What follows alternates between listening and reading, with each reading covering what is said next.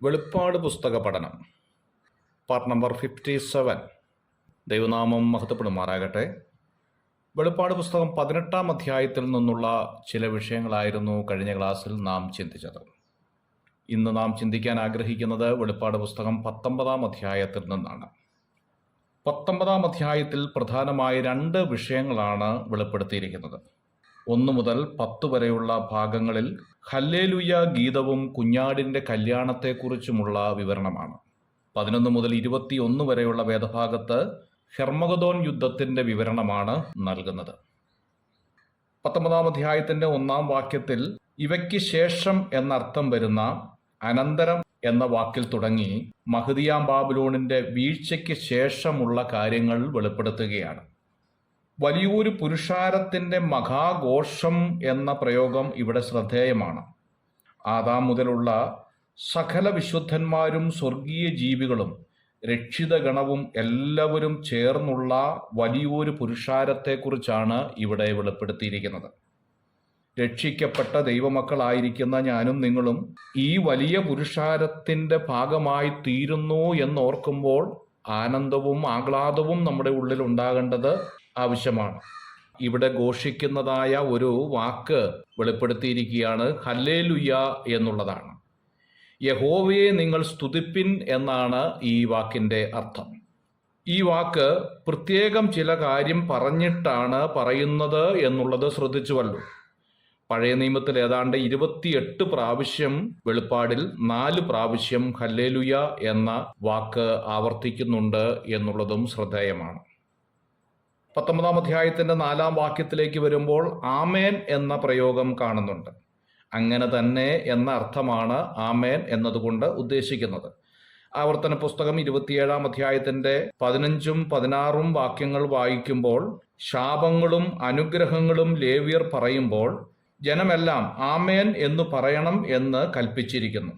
ഈ കൽപ്പന അക്ഷരപ്രകാരം സ്വർഗത്തിലും കാണുന്നു എന്നതിൻ്റെ ഓർമ്മപ്പെടുത്തലാണ്. അങ്ങനെയെങ്കിൽ എന്നേക്കും സ്ഥിരമായിരിക്കുന്ന ദൈവവചനത്തിൽ പറഞ്ഞിരിക്കുന്ന കാര്യങ്ങൾ ആകാശവും ഭൂമിയും കാലങ്ങളും നാളുകളും കഴിഞ്ഞു പോയാലും സ്വർഗത്തിൽ എന്നേക്കും സ്ഥിരമായിരിക്കുന്നു എന്നുള്ളതാണ്. തുടർന്ന് നാം കാണുന്നു ചെറിയവരും വലിയവരും എന്ന പ്രയോഗം. ചെറിയവരും വലിയവരും എന്നതുകൊണ്ട് ഉദ്ദേശിക്കുന്നത് കുഞ്ഞുങ്ങളും മുതിർന്നവരും എന്ന അർത്ഥമല്ല. വലിയവർ എന്നതുകൊണ്ട് ഉദ്ദേശിക്കുന്നത് ദൈവിക ശുശ്രൂഷയിലുള്ളവരെയാണ്. ശുശ്രൂഷകരെ സ്വർഗം വലിയവരെന്ന ഗണത്തിലാണ് പെടുത്തുന്നത്. ആത്മീയ ഗോളത്തിൽ പലപ്പോഴും ദൈവദാസന്മാർക്ക് വേണ്ട പ്രാധാന്യം കിട്ടുന്നില്ല എന്നുള്ളത് പരമാർത്ഥമാണ്.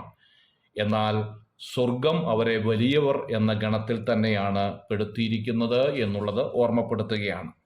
4-ാം വാക്യത്തിൽ വീണ്ടും ആവർത്തിക്കുന്നു വാഴ്ത്തുവിൻ എന്ന പ്രയോഗം.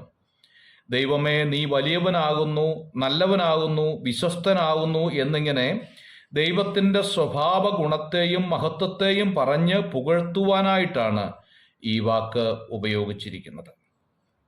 19-ാം അധ്യായത്തിൻ്റെ 6-ാം വാക്യത്തിലേക്ക് വരുമ്പോൾ വലിയ പുരുഷാരത്തിൻ്റെ ഘോഷം എന്ന പ്രയോഗം കാണുന്നുണ്ട്. ദൈവത്തിൻ്റെ ഭൂമിയിലുള്ള രാജ്യത്വം മനുഷ്യൻ പാപം ചെയ്തതുപോലെ നഷ്ടമായി എന്ന കാര്യം നമുക്കറിയാമല്ലോ.